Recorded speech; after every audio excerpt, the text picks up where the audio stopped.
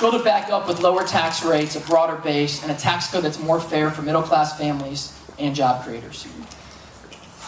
Listen, this campaign is a tough one. Sherrod Brown's been running for political office since Richard Nixon was president.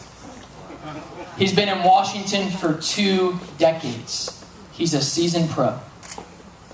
But if he was the answer, I think our problems probably would have been solved by now.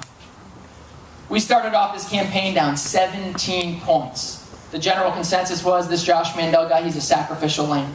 Around Thanksgiving, it was 15 points. Around the Super Bowl, it was 12. Around spring training, we were down 10, and they said, well, at least Josh will make sure Brown spend his money.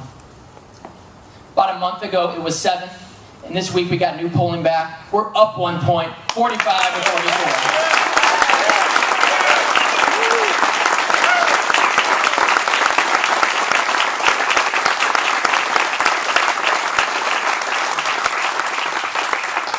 This isn't going to be easy, but doing the right thing in leadership is never easy.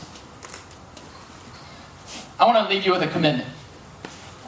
When I go to Washington, there's going to be a day when one of the Republican bosses puts his hand on my shoulder and says, listen, Josh, you better vote for this legislation or else I'm going to kick you off your committee. Some lobbyist is going to put his hand on my shoulder and say, listen, Josh, you better vote for this legislation or else I'm going to shut off your fundraising. Some journalist is going to put his hand on my shoulder and say, listen, Josh, you better vote for this legislation or else I'm going to write a bad editorial about you. My commitment to you is that I will look that journalist, I will look that lobbyist, I will look that political boss in the eye and tell them I don't work for them. My boss is the 11.5 million people of the state of Ohio, and no one in Washington is going to push me around because I've been through tougher stuff than this. Thank you very much.